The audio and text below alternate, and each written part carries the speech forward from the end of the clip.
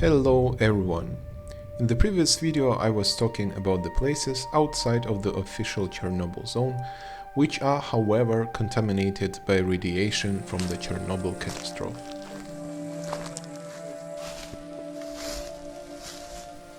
In this video I will tell you about Slavutych city and about my official tour inside the Chernobyl nuclear power plant in 2021. April 26, 1986. An awful nuclear catastrophe happens in the middle of the night. Soviet authorities are hiding the scale of the disaster. Even today, the Russian Wikipedia article is named as Chernobyl accident, just accident, while the Ukrainian Wikipedia article is named Chernobyl catastrophe or Chernobyl disaster. A fourth reactor is destroyed. The nuclear power plant is fully stopped within hours after the explosion. All three remaining reactors. Pripyat city was evacuated the next day. In the next weeks, all other civilian people living around the ruined reactor were also evacuated to a safe distance. A liquidation of the catastrophe was taking place in months. The Chernobyl nuclear power plant sarcophagus, or so-called shelter structure, was finished by October 1986. Super fast. Also in October 1986, the first reactor was relaunched again. The second reactor was relaunched 1 month later. The nuclear power plant started producing electricity again. And that was the moment when the important question appeared. Where should the workers of the nuclear power plant live? The 30-kilometer zone wasn't safe at all. Pripyat was contaminated. Chernobyl city was a bit safer, but it was still a military zone with relatively high levels of radiation. Geographically, there were not so many options. West and north were heavily contaminated. The south was fine, but there was no railway, so the decision was made to use a spot on the east and to build a city near the existing railway line. Yes, the completely new city in the middle of nowhere, 50 kilometers from the Chernobyl nuclear power plant. The new city was named Slavutych. It was built in a very short time by 8 Soviet republics: Russian, Lithuanian, Latvian, Estonian, Georgian, Azerbaijani, Armenian and Ukrainian. Because of that, each area of the city looks different and reminds of other cities of republics. Just imagine, you can travel throughout the USSR just in one city. And that's not just words. Each quartal was planned and built by builders from a specific USSR republic. Even building materials were delivered from there. For example, even today you can still see the manhole that says Lithuanian Soviet Republic. Each quartal has pros and cons. I asked locals what is the best area to live in. And it's hard to define that. Of course, the best were areas with private houses like villas, but some people didn't want to live there because it requires a lot of care and they preferred regular apartments. But if we choose between apartment buildings, the best area to live is Riga Quartal. Many apartments are bigger and have 2 bathrooms, which was very unusual for Soviet times. A lot of current citizens of Slavutych are former citizens of Pripyat. If you ever visit Slavutych, I really recommend you to visit the local museum. For example, you can see how a regular Pripyat apartment looked like in 1986. Some things are donated by locals. There is even a piano from Chernobyl city. And a bottle of Chernobylska water, which was produced there before the nuclear disaster. The city wasn't fully built as planned. Some of the areas and ideas were never finished due to economic reasons. The Soviet Union started collapsing.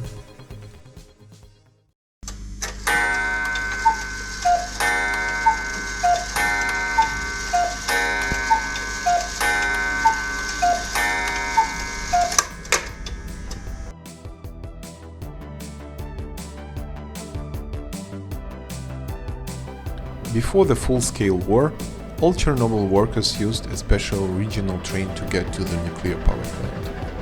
Everything about this regional train is interesting. It was purely for nuclear power plant workers. Other people were not allowed to enter the train without a special permission. There is no fee, you can use it for free. The train makes just one stop on the road right near the Slavutich city. All the rest of the road is non-stop. The train passes the territory of Belarus, but there is no border control because there are no stops. By the way, this bridge over Dnipro river is actually the border between Ukraine and Belarus, and this bridge was destroyed during the war in 2022. So this video is already unique.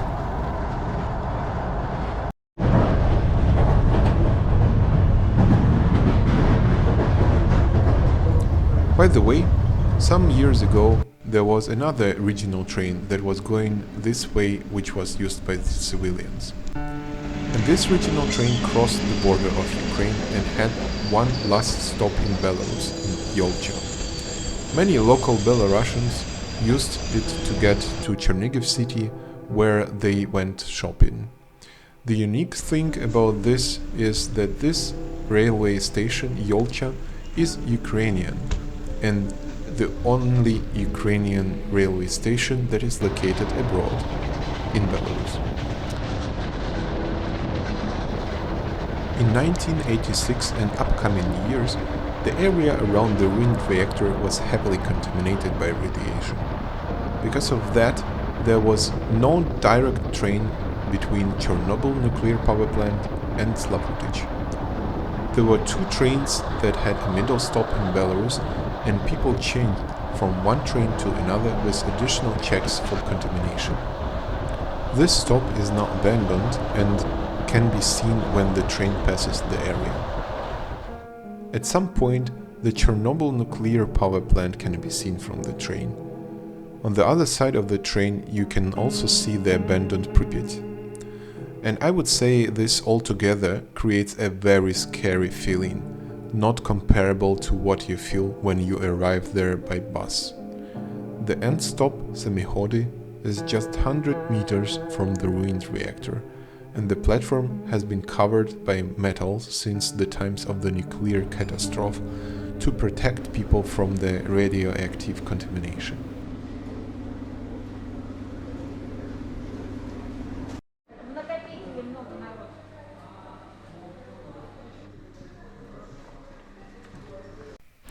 Here we waited for the transport, and I was surprised how many workers just walk by foot to the nuclear power plant. I asked about it, and I was told that this is officially allowed and is completely safe, as all contamination here was removed in 1986 and levels of the radiation are low today. A Pripyat Stela sign where everybody takes photos won't surprise you.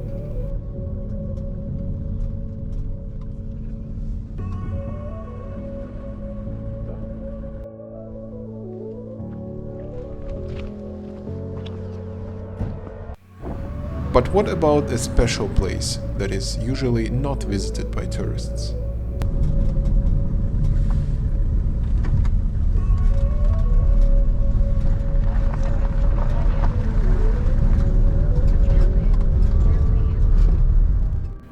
This is a historic photo of the Pine Cross tree.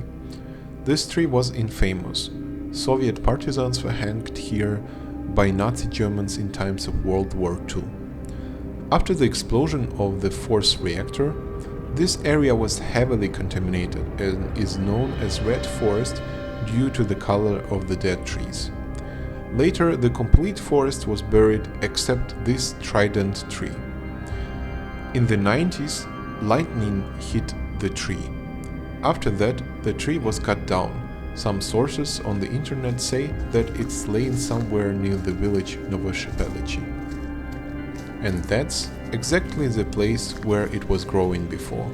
Some people believe that this tree is a symbol of death.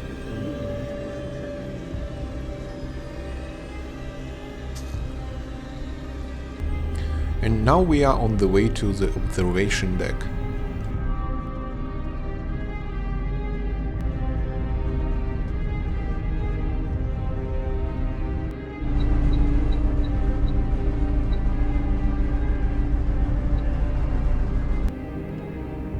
This is a place that each tourist visits on any tour to Chernobyl zone.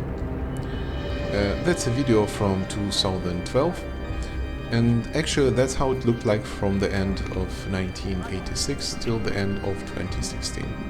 The level of radiation back there was significantly higher than nowadays.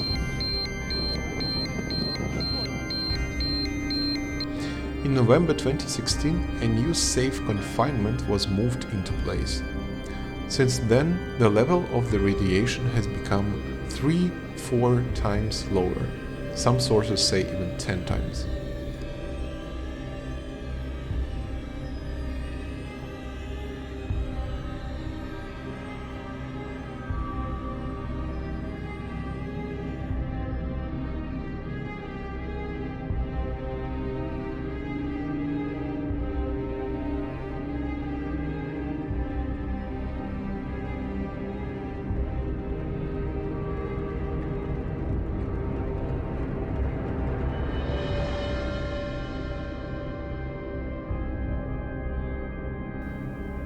On the other side of the Chernobyl nuclear power plant, you can see the sculpture. This sculpture was moved from Pripyat city, and some time ago it was a symbol of Pripyat. Besides that, you can also see the atomic pigeon on the power plant administration building. It has been here from the times before the catastrophe. Besides that, there are also beautiful stained glass windows inside of the building. They were installed just 3 days before the nuclear disaster.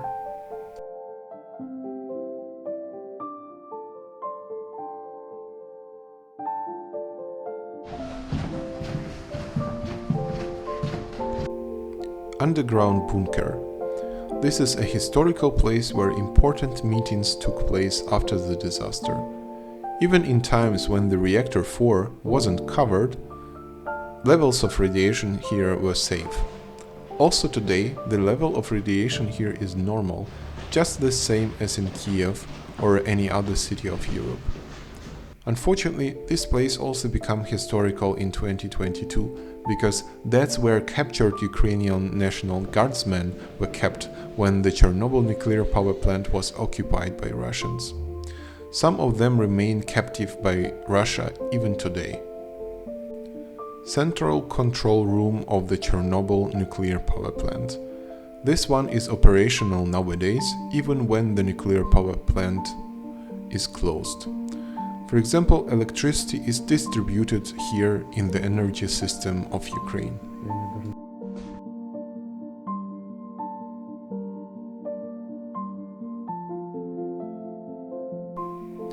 And that's the Soviet computer system Skala. It helped in operation of the power plant and also logged and monitored all equipment indicators. Thanks to its data, there was research that helped to examine the state of the reactor before and after the explosion and detect the exact reason why the reactor exploded.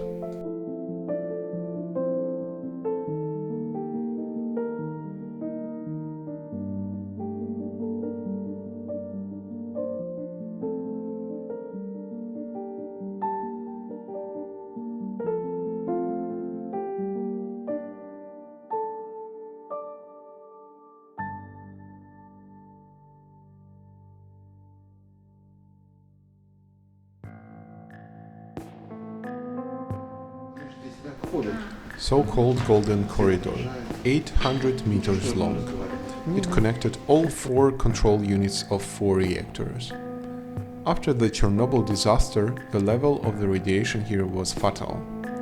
The radioactive dust was contaminating concrete walls, and it was very hard to wash it out due to the porous structure.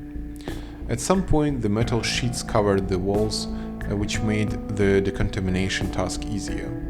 Due to golden color of the sheets, the corridor got the new name, Golden Corridor.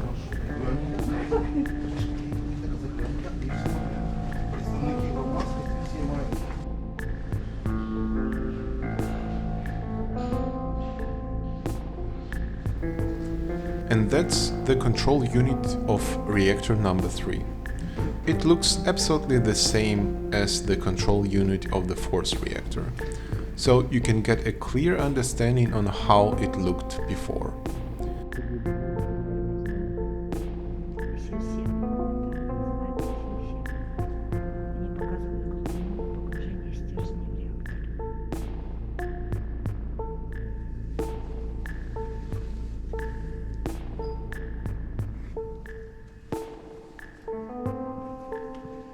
The reactor number 3 was the last one that was stopped in 2000.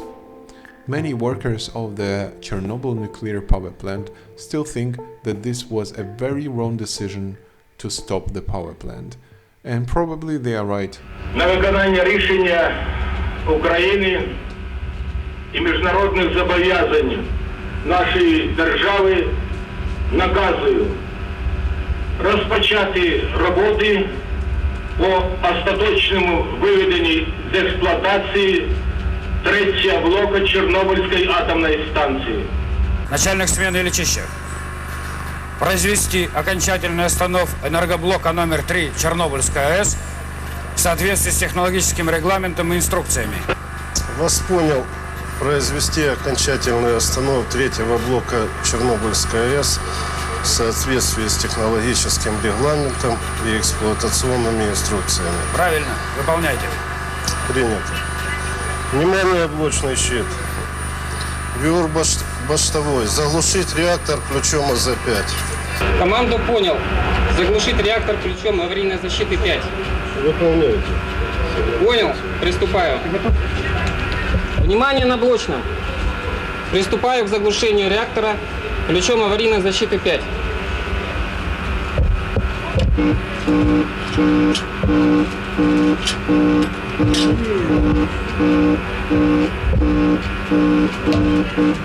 Есть режим АЗ-5.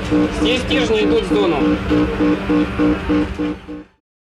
Они уже там до 8-7,5, по-моему, секунд. Но это уже не кнопка, а ключ.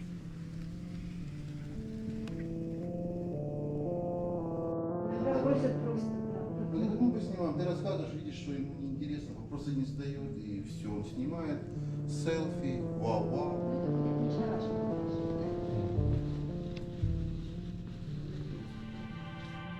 Этаж предполагает, как в домах, определенный.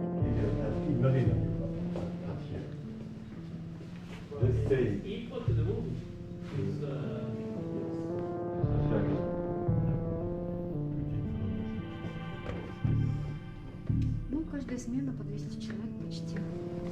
3 блока. Шагровой ряд 1000. Но это не значит, что они все были на 4-м блоке. Это Понятно. Первый, второй, третий блок, водоочистка, цех легирования, цех централизованного ремонта, обслуживающий. And this is Unit 3 main circulating pumps that provided water to the core of the reactor. It's dark here, so you need to be careful. At this moment you can hear silence, but back when these pumps operated, it was very loud.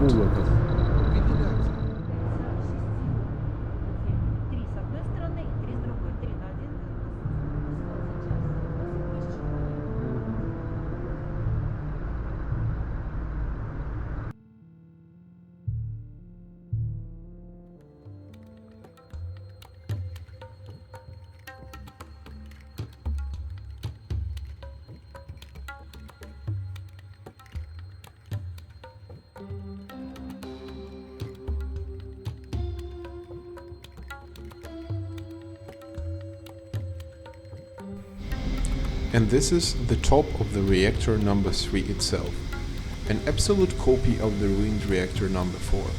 Just imagine, the cover of this reactor weighs 1000 tons. When the reactor number 4 exploded, the cover flew up, ruining all water pipe connections, hit the roof, and fell down standing across the reactor until now.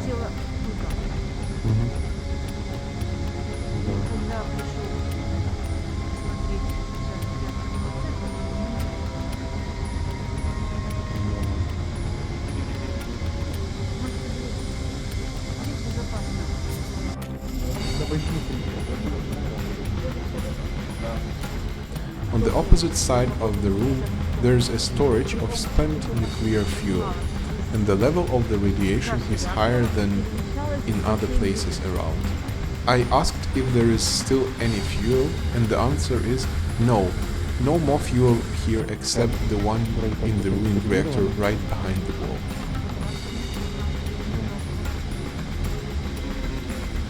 After that we go through a bunch of corridors. We go inside, under the shelter of the ruined reactor. We are inside of the sarcophagus. Level of radiation here is high. We shouldn't stay too long.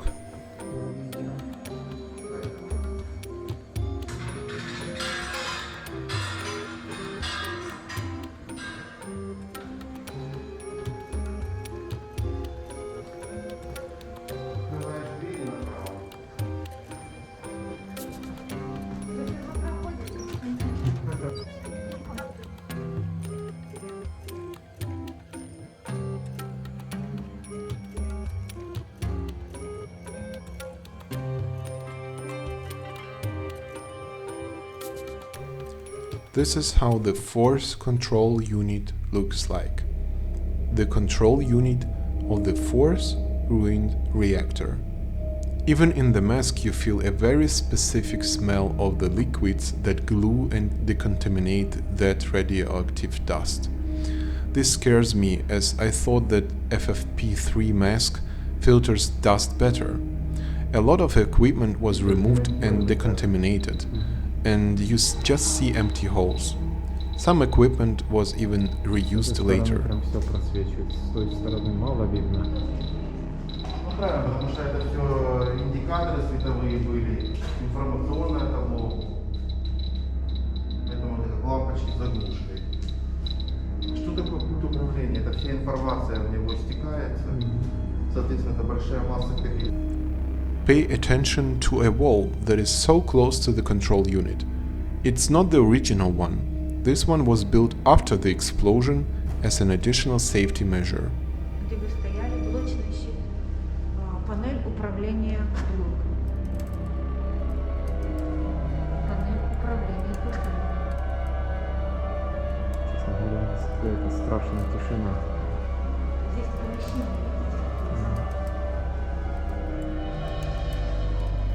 And right here, where this radiation sign is, the level of the radiation increases a few times. Better not to stand close to this radioactive spot. It's not safe at all.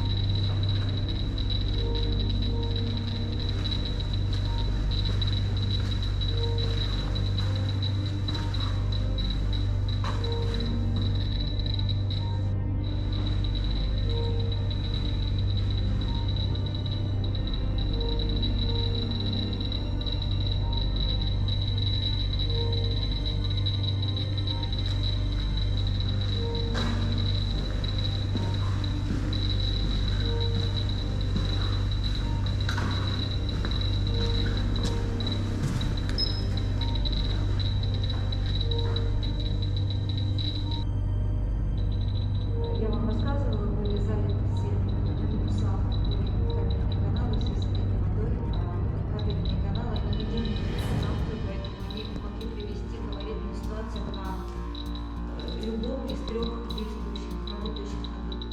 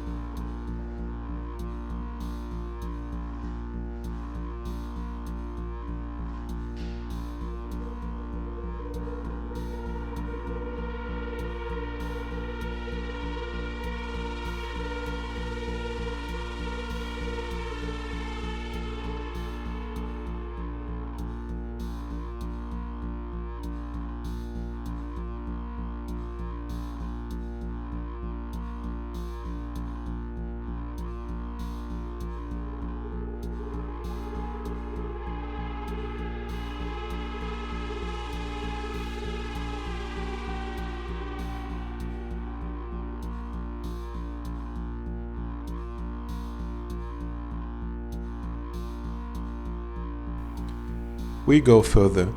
We come to the memorial in memory of Khodemchuk, a worker that died when reactor exploded.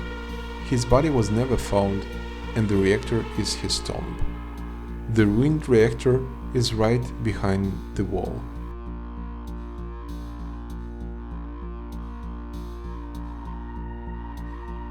Levels of radiation here are high, especially in the corner. А там, наверное, побольше. Немножко больше.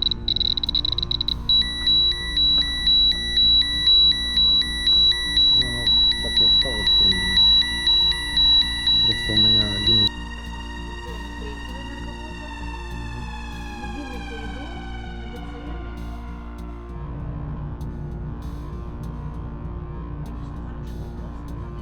Уточним, да, сколько много. 9. It's hard to imagine that this dangerous contaminated object was occupied by the Russian army.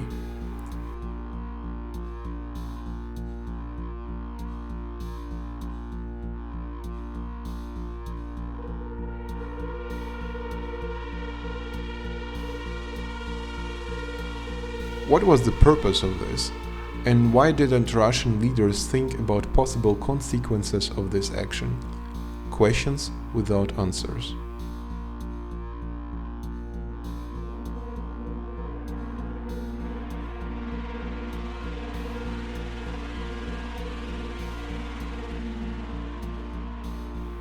Today, Chernobyl zone is closed for visits, like you can see on this video. And there's no prediction when such visits would be possible again. The war is still going on. Let's hope that this will change very soon. Thanks for watching. Please like this video, subscribe to my channel and leave your comments.